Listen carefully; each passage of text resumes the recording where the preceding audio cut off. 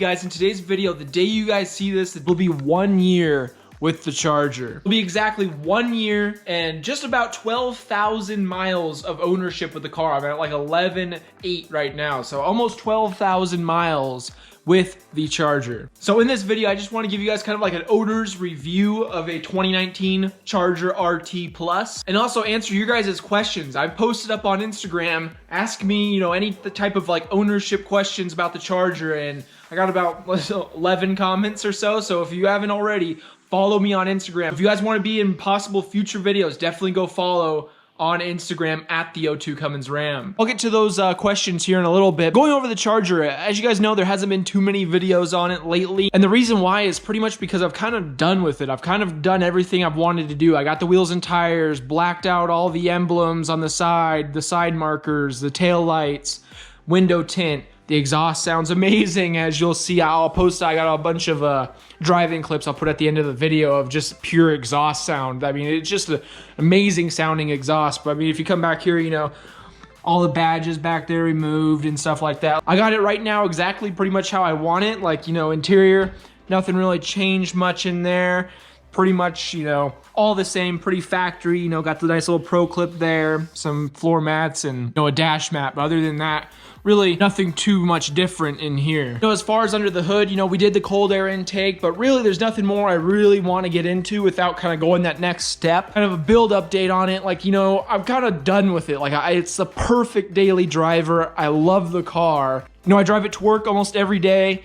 You know, the days I don't drive like the truck or anything, which, by the way, my dad is currently using this. I'll make a video on it. Sneak peek, his transmission went out on his truck, so he's borrowing mine right now. But I'll go over that in another video. Kind of, we might be trading trucks, a couple of trucks around, so I'll go over that in the next video. The only other things I'd really want to do with the Charger, though, I mean, it's got the intake, which, by the way, look at that. That thing was bright white. Got a little leaf in there. Let's take that out or something. So definitely, I mean, it's getting a little bit dirty. It's getting some use, but definitely do like this cold air intake. The AFE looks great, sounds great, and definitely do like it. As far as like performance and stuff like that with the car, the only thing really I'd want to do with it would probably be like long tube headers and like a tune. That would be like kind of the next step. But that right there, a tune for that car, you have to buy a new ECM, which is about $600. Tuning, which can run, I asked, and could be about $600. Long tube headers for the car with high flow cats is about $1,800. I mean, that's just a lot of money to kind of go to that next step. You only owe more than what it's worth, most likely. So definitely, I don't know how much more I want to put into it. I mean, it's a great car. I love it exactly how it is right now. It's just, there's not too much more content I feel like I can make on it. As far as owning the car and my like true experience with it, I gotta say I love the car. It is honestly the perfect daily driver. It's comfortable, it's sporty, it's fun, it sounds good, it's everything I could want. And you know, it doesn't get terrible gas mileage. I get probably about 19 miles per gallon is what I average. Highway, stop and go traffic, and a little bit of city. Definitely a great car. Sound system, I did put in a sub. I never really showed this to you guys, but I did put a 12-inch, this is a JBL sub in there. I mean, it was the cheapest kind of option I went with, but definitely, I really do like it since I did put that in. It definitely makes it thump in there, I guess you could say. Definitely sounds good, do like that. As far as just the car, like I really honestly, I was trying to find like things I didn't like about it. I really couldn't come up with anything. Like, I love everything. The comfort. The thing that I could find that I didn't like about it is options it didn't have. Like, I really wish it had adaptive cruise control. If this had adaptive cruise control, I would honestly want to keep it for a long time. That's like the one thing that I really want in a new car and would really love to have. I've driven cars at the dealership up to, like, went on 2-3 hour drives up north, and it had adaptive cruise control. Grand Cherokee I drove, and I fell in love with it. I love adaptive cruise control, and I just feel like it would be amazing since I have to go through rush hour traffic every morning. It would just be perfect for on the freeway, and I really do wish this car had it. That's like my only complaint about the car, is something that it doesn't have and didn't come with from the factory, which is not really on the car at all. It's just more or less an option I didn't get. As far as MPG, you can see I'm sitting at 8.1 right now. This is after all those pulls, by the way. I'm usually at about in the high 19s is where it usually just stays at as far as the average. I'll put up on the screen my last 3 tanks, hand calculated the exact mileage, fuel, and MPG that it got. on those last 3 tanks, because I always do that. Every single time I fill up, I always take a picture, and I always do the hand calculations on the MPG to get the right number. I haven't done them yet, but you'll see them on the video there. I mean, they're pretty good for a V8 sedan, you know, big Charger like this. The MPG numbers are actually pretty good. As far as interior, guys, the thing is super comfortable. I really do like this car, especially compared to like the Challenger. The Challenger is missing things like the memory seats, the full power seat, as the Challengers don't have a power backrest. They're manual, along with all the other amenities of the car. Like, I love my heated and cooled seats. You know, cooled seats are a must in Arizona. Heated steering wheel, I love it. Like, cold mornings, or now that it's starting to get winter, it's just the best thing ever. A nice heated steering wheel. The car is truly amazing. As you can see, here's the exact miles on the car. We got 11,842, almost at that 12,000 mark. Now let's get to you guys' questions. A lot of these questions I actually really wanted to talk about in the video anyway, so it'll kind of just tie in with everything. But as you can see, I posted here on Instagram. We got 12 comments here, so we got about 12-ish questions. So let's just get to the first one. First one here, try to get it to focus in. I don't know if it will. From JCW Palmer, do you miss your Challenger, and would you recommend getting a Charger for your first car instead of a Challenger? Also love the videos. Thank you, man.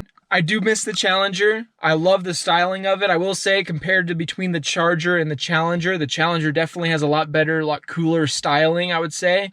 But as far as like I just said, the interior features, it is missing a few in comparison. And I really do like the Charger, just an overall daily. It's more practical, you know, it's got 4 doors, back seats, a huge trunk, and it really is just overall, you know, a little bit more of a usable car. But I really will say I do miss it. It was definitely a cooler looking car. Like this one, people kind of just think, oh, that's just an average sedan, or some people think, oh, look, that might be a cop car or something. Whereas the Challenger was like, oh, that's a cool muscle car and everything. Like, I got a lot of compliments on that one, just, you know, from random people, whereas never gotten anything with this one. Like, this car is just under the radar, which I really like. It's a really cool car. It's like a stealthy looking, like, I definitely will say I do miss the Challenger. It was definitely, as far as looks go, I would say the better looking car. Second question here we got from, I think it's Haverty92. Sorry if I'm pronouncing everything wrong. I suck at English, so very bad at that. He asked, has your gas mileage gotten worse or better within owning the car? Not sure if that makes sense. It does. I will say, when I first got the car, I was getting about 15, 16 miles per gallon. And as I've gotten used to the car, you know, used to that 4-cylinder mode, trying to always get it kind of in that mode to where it works. I always find it weird. A lot of people like purposely try to deactivate that. I like the 4-cylinder mode. I may off of a light floor it, get that beautiful exhaust sound, you know, that nice shift and everything. But then after that, I kind of just cruise on 50, 55, try to get in that 4-cylinder mode. And usually that's when I can get that best gas mileage. And I will say it definitely has gotten better. I am getting about 19 to 20 is kind of where I'm averaging at. You know, if I'm getting on it, it goes down to 18, 17, but if I'm on a full like highway trip, like on a road trip, I have gotten close to that 21, 22 MPG. Next question here from Too Spunk for Me. As a Dodge fan, how's the reliability and any issues so far? And that, as far as my almost 12,000 miles here, I will say there has been no reliability problems at all. Like my Challenger, sometimes the radio would freeze and like glitch out. Usually have to like reboot or something like that. This car has done it one time, and I had the performance, the track pack here. I had that open. Then I was going to my favorites. I was deleting some favorites to try to add a song, and then I closed it all out, and I was pulling in the neighborhood, and I went to go turn the volume down. And when I did that, it didn't go down. It was frozen. And then after like 30 seconds or so, it reset. So I must have overloaded the screen there. But other than that, that's literally the only problem I've had with this car. I've done 2 oil changes on it, one at 3,000, one at 8,000. I'm gonna have to do one here right around 13,000 real quick. But done that, 1 tire rotation. And honestly, I mean, that's less than $100 in maintenance for 12,000 miles. And the car has given me no issues at all. Starts, runs every single time. Nothing on here is broken. Nothing is broken. All these fancy features, the heated cooled seats, the memory seats, the, you know, every time you get in or out, like see, I'll press the off button and see how it backs up. I love that easy entry exit, how it just, the steering wheel moves out of the way. You know, all that stuff always works in this car. Paddle shifters, everything. Nothing has broken or has given me any trouble. The only thing I will say is I did put these aftermarket wheels and tires, and I will say I do notice like a slight shake. Like once you get over like 90 miles an hour, you will notice a slight like shake in the steering wheel. That just might be, you know, poor quality tire or aftermarket rims that are causing that. But I never noticed anything like that with the factory wheels and tires. But that's like the only thing, but that just may be normal. And like I said, that is only over, you know, like 90-ish plus miles an hour, you know, where you feel that. Even though if you go over here, now this car did take a trip to Mexico for sure. Had a, you know, on a closed track. As you can see here in the performance pages, it has reached a speed of that miles per hour. I don't know who did that, who got to 146, but I do know that they did say it did feel pretty stable for, you know, the cars. So it can definitely handle itself. I definitely do believe that. Getting on to the next question. Is the Charger RT just as fast as a Challenger RT? I know the same engine, weight difference. Obviously, this car is faster than my V6, but versus a Challenger RT, I'd probably say a Challenger just because I've driven them both. It's slightly faster. Like I feel like a Challenger, you can kind of throw it around a little bit easier than you can a car like this. Would you trade your RT in for an upcoming Scat Pack wide body, and would that be financially inconvenient? Would love to trade my car in for a wide body. That's what I originally wanted to do when I had the V6, but this was kind of like the most I could afford at the time. This car is 40 grand is what it's stickered at. Obviously I got like $4,000 or $5,000 discount off of that. As far as car, I did want that, but as of right now, I don't really want to get another Charger or Challenger. I feel like I'm buying the same car again. I kind of felt like that when I bought this car after having my Challenger. And I really do want to, I would love to own another Dodge, you know, Charger or Challenger. Probably a Challenger is where I'd go back to, but I'm really waiting for a new body style change. I'm not going to buy another one until they change the body style. I'm currently right now, like I really want to buy like a Corvette. I really want a C8, but a C7 would do. And I really do want to kind of try something different. You know, I've driven all the manufacturers at the dealership, Mustang GT, SS Camaro. The only thing I haven't driven is a Corvette actually. I've sat in one, but not driven it. And I will tell you, I really do like, I kind of fell in love with the Camaro a little bit. I really did like it. And I don't want to get a Camaro. I feel like that's just like kind of like another, you know, little muscle car. I kind of want to go up a little bit, so I really, really want that Corvette. I've been watching a lot of Street Speed 717, and he's got me convinced. I really do want one. I've really taken an interest into the Corvettes there, so if I could afford one, I would definitely like to get a C8. Otherwise, we might see a C7 on the channel. But as far as getting another Dodge, until they change the body style, this will probably be my last one until they update the body style, which will be about 2021, 2022 is when they're supposed to be doing that. Next question, how many miles do you have on the Charger? We just said almost 12,000. Are you ever trading your Charger in to go back to a Challenger? Just find Challenger a much nicer car. If I do go back to a Dodge, I'm definitely going to the Challenger. Unless for some reason they make the Challenger look ugly and the Charger looks amazing, I'll probably go back to a two-door when they come out with like a new body style or something for the cars. Next question, what's the top speed you hit, and did the engine light come on after getting rid of the mid-muffler? You guys just seen the top speed this car hit with a professional driver in Mexico was 146. I don't know where that happened or who did that, but definitely was not me. As far as engine lights, no engine lights at all. I did a mid-muffler delete, did delete the mid-mufflers, but I also did put the valve delete in, so it just opens them all the time. They're permanently open, and it just has a little simulator in there, but I've never had any engine lights. Like, deleting a muffler, any mufflers in any car, for the most part, will never cause an engine light, unless it's like some crazy tuned specialty foreign something, I don't know, something where they're really controlling the car. No engine lights on the car. Next question, is the horsepower difference from the V6 Challenger to the 5.7 that noticeable? I felt like on paper the 5.7 wasn't worth it, horsepower-wise, over the gas mileage advantage of the V6.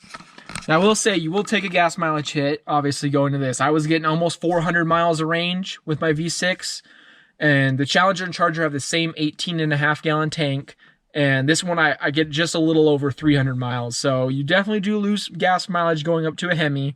You do gain that beautiful, beautiful miles per gallon sound of the exhaust, which is, I love. But the horsepower difference, I will say, it's definitely quicker, but it's not as much as like going up to a Scat Pack. Like, I feel like the V6 and the RT, the Hemis, like they're close enough in horsepower where you can drive them and be like, okay, these are kind of actually a little bit similar, like in how much it like throws you back and goes. Like if you throw this down in the gears, you can, if you downshift it, get in the RPM and go, you can feel it. But otherwise, the only time you feel the power in this is that torque. This has a lot more torque than the V6. You could feel it spin out a little bit more. Obviously, I put wider tires on here, so now this thing hooks with the 275s versus the 245s. I will say, definitely, you notice a torque, but you don't really notice the horsepower as much. I would group like the V6 and the RT together. Then I'd group like the Scat Pack and the Hellcat closer together over there. Going from like a V6 to a Scat Pack, big jump. Going from the RT to the Scat Pack, honestly, I drove one, a Challenger Scat Pack. We got one in trade, a TA, and I just took it to our dirt lot or whatever, and oh my gosh, I was like, came back after driving, I'm like, I forgot what a car with like a lot of power feels like. Like that thing really was like just throwing you back, wanting to break the tires loose, everything. I really do have to say the Scat Pack is definitely the bigger upgrade, and if I could do it again, I would definitely probably go with the Scat Pack because it is a lot more of an increase and a more noticeable increase. You know, the RT I would say is like a good, like if you're going to buy the car first, if you're just going out there and buying one, buy the RT. But if you've already had like a V6 and then you're going to step up, you probably want to skip the RT and go straight to that Scat Pack because it feels a lot more, you know, it feels like you're getting more of an upgrade. Last question here. Has the insurance been pretty manageable, and what is your dream garage? Kind of just went with the dream garage there. It'd probably be a C8 Corvette. That's kind of what I'm really like, is my dream garage right now, would be that, or like a McLaren. I've always liked like the 675 LT or like the new 600 LT. Those are really nice, but dream garage would probably be, honestly, would be like a wide body Hellcat, like C8 Corvette, and then like a whole like line of Cummins diesel trucks from 2nd gens to 3rd gens to 4th gens. I would just start collecting them. It'd be like, I gotta collect them all. Like that's how I am kind of right now. I've gotten 2 already, and we have 4 here at our house, Cummins diesels. Like I've always been a truck guy. I've always been a Cummins diesel fan pretty much my whole life, and if I could just buy any cars, you just see, you'd go to this guy's house and this guy just has like a whole bunch of old junk trucks or something.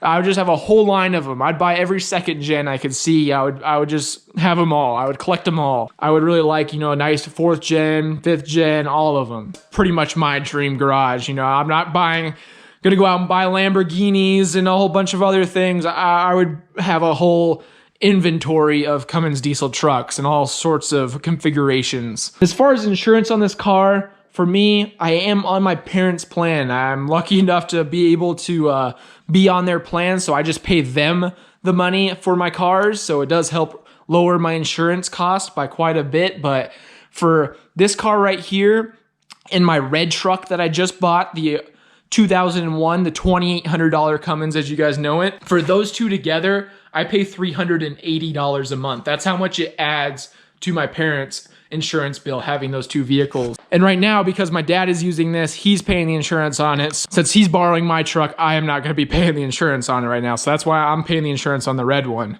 And also the RZR too. The RZR is really cheap though. RZR, I have theft and like collision, and it's like $24 a month for the RZR. There you guys go. There's like all your questions. Try to answer them all. I mean, I did answer them all. There wasn't too many there to answer. There you guys go. There's pretty much everything that goes over the car. Reliability, it's been amazing.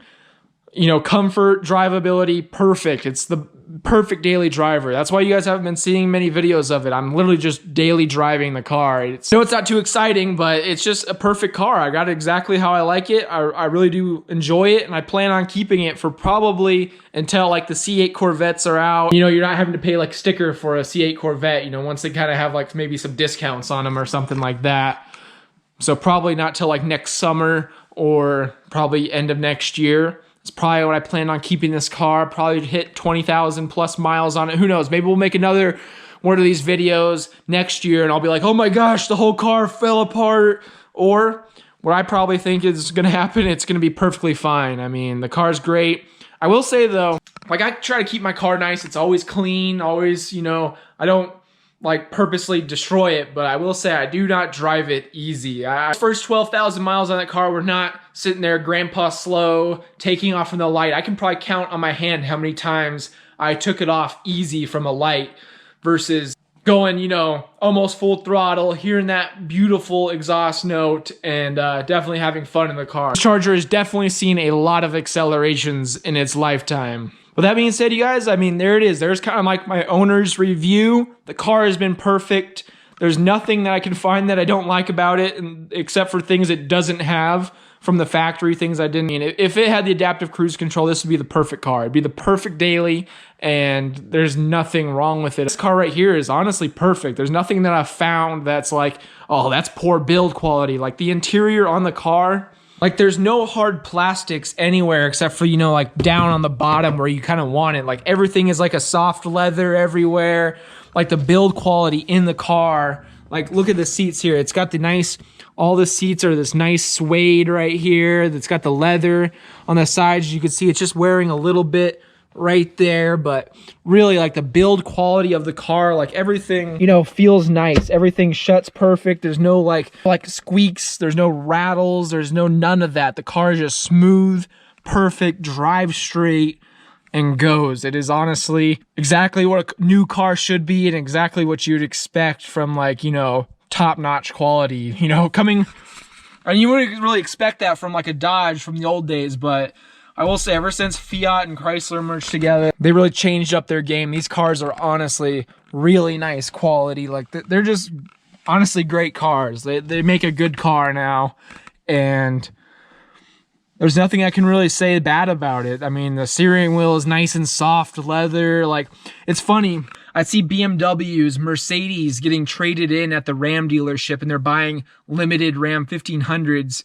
And I'm like, oh, wow, that Mercedes or BMW is going to be really nice inside. And I go sit inside, and then I go, like, touch, like, the leather or something like that. And I'm like, this thing's, like, freaking, like, tough elephant skin crap, like on a Ram 1500 or in a car like this even, you know, it's gotten really nice soft leathers, especially more on the 1500s. The new Ram 1500s are the limiteds. Oh my gosh. Like all I want to do when I get inside one to like go wash it, I'm constantly, they're like feeling the seat, being like, oh my gosh, this is the softest leather I've ever felt in my life. So smooth and plush and amazing. Whereas we'll get in some type of BMW or Mercedes car that we got in on trade that's only like 2 years old, and they're like plastics everywhere and just poor quality in some of those cars. It's pretty surprising, honestly, how far Dodge and Ram have come in the past few years. They're definitely changing the game in terms of quality, materials, interiors. They're definitely going on the up and up. Thank you guys for watching the video. If you haven't already, hit that subscribe button.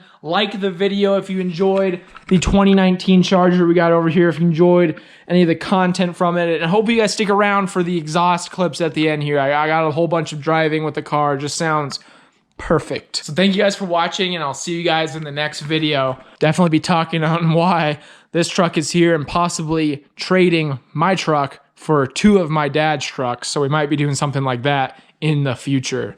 Thank you guys for watching.